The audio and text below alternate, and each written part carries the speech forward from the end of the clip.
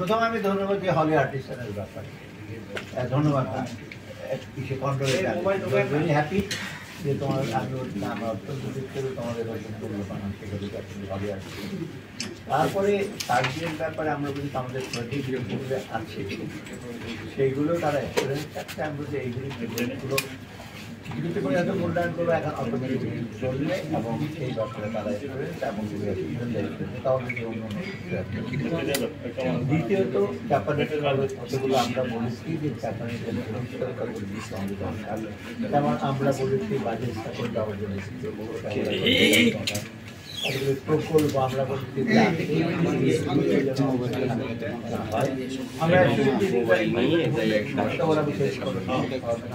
তৃতীয়ত যেমন আমি এক্সাম বলি আমাদের ছাত্ররা যারা যায় আমাদের টাকা পয়সা বাড়াও ভালো ইউনিভার্সিটি যাবে এইগুলো আমাদের একটা তারপর কৃষিক্ষেত্রে ওদের সহযোগিতা অনেকগুলো আছে। আর কিছু কিছু ব্যাপারে ওরা বলি সংস্কারের ব্যাপারে আমাদেরকে প্রশ্ন করেছিল ব্যাংকিং সেক্টর এনবিআর কাস্টম কারণ ওরা চাচ্ছে যে একটা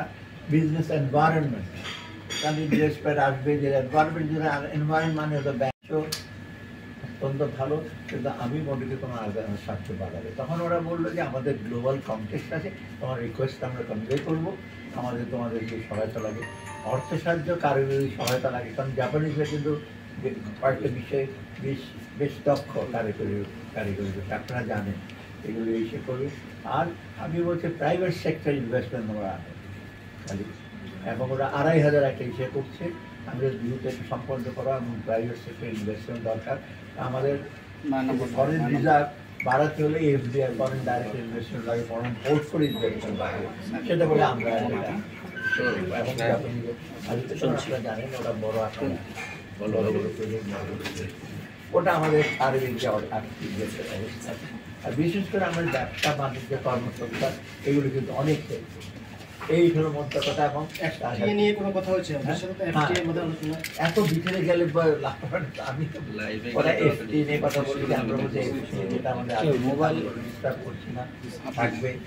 ফার্দার আরও এগ্রিমেন্ট ওটা বলছে বায়োলেটারাল কথা হবে, তারপরে কতগুলো প্রজেক্ট পেন্ডিং আমরা বলছি পরে দেবো, এলডিসি গ্র্যাজুয়েশনের ব্যাপারে বলছে সেখানে কিছু কিছু কাজ করতে হবে, কিছু শর্ত আছে সেগুলো যাবেন। উনি বললেন যে আমরা তোমাদের ব্যাপারে এখন উই আর হ্যাপি এবং তোমাদের স্টেবিলিটি ফিরে আমি ওদের স্টেবিলিটি ফিরে আসছে কিছুটা এসেছিল কয়েকদিনের জন্য, এখন স্টেবিলিটি তোমরা এসে আর রিফর্মের কথা বলে সে বলছে we are very happy about this. And ওরা বলে যে আমরা মনে করি ওদের ইসের মতো যে এখন যারা লিডারশিপ গুড হ্যান্ডস ওরা প্রসে ইউজকে চেনে, আমি অনেকবার অনেক গেছি, ওরা অনেক ওদের বিভিন্ন সংস্কৃতি ফলে আমরা মনে করি যে তোমরা গুড হ্যান্ডস এবং ওরা মনে করে ভবিষ্যতে বিশেষ করে বাংলাদেশের স্বার্থ মানুষের জনগণের কথা। এবং ইভেন আমি এডুকেশন হেলথের কথা বলছি, খালি টাকা পয়সা নয়, হেলথ ওরা বলে এই ব্যাপারে আমাদের এক্সিস্টিং যে প্রজেক্ট আছে সেটা তো একটা সহায়তা করবে, প্রয়োজন হলে আরও স্বাস্থ্য খাতে এবং বিশ্ব শিক্ষা খাতে ওরা আরও সহায়তা। আমরা কি এটা বলতে পারি যে বর্তমান সরকারের যে চলমান সহায়তা জাপানের সেটি অব্যাহত থাকবে? বাজেট সহায়তার ব্যাপারে কিছু বলতে না, বাজেট সহায়তা ওরা বলে বাজেট সাপোর্ট একটা ওদের হলো মেনলি প্রজেক্ট বেসড, তাই না? ওরা বাজেট সহায়তা হলে আলাদা ম্যাক্রো ইকোনমিক আছে। আমাকে জিজ্ঞেস করি গভর্নর তুমি তো জানো ম্যাক্রো ইকোনমিক যে বাজেট সাপোর্ট আমার দরকার, টাকা পয়সা দরকার, প্রজেক্ট ওরা বলে এটা গ্লোবাল কন্টেক্সট হলো, but they have noted down they talk with the relevant authority ও সো জাপানের কাছ থেকে আমরা অত্যন্ত একটা পজিটিভ হিসেবে পেয়েছি অ্যাসুরেন্স, যেটা তাদের ব্যাপারে আর কোনো প্রশ্ন নাই আর কি, দ্বিধা দ্বন্দ্ব নাই, বরং ওরা ভবিষ্যতে আরও প্রযুক্তির জন্য ওরা আমাদের সাথে দেখেছে। স্যার, গতকাল ব্যাংকিং কমিশন গঠনের আলোচনা হচ্ছে, মানে মেজর কি পরিবর্তনকে টার্গেট করবেন ব্যাংকিং কমিশন থেকে? সেটা এখন আমি বলবো না, কারণ আমি সেটা জাপানি অ্যাম্বাসেডরকে বলেছি তোমরা সংস্কার চাচ্ছ দেখো ব্যাংকিং সেক্টর অলরেডি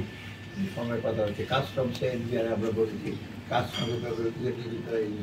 কাস্টম যে ক্লিয়ারেন্স হিসেবে অনেক সময় লাগে, অতএব ইভেন আমি বলি কিন্তু আমি ইমিগ্রেশন দাঁড়িয়ে বলতে চাই আমাদের দেশে, তোমার দেশে 2 দেশে চলে যাই, আমি সুইজারল্যান্ডে গেলে 10 মিনিটও লাগে না আমার এয়ারপোর্ট থেকে গেলে, পাসপোর্ট দেওয়ার সাথে চলে আমাদের এখানে 10 ঘন্টা দাঁড়িয়ে রাখে, প্রশ্ন করে দুনিয়ার লোকজনকে ঘেরাও করে।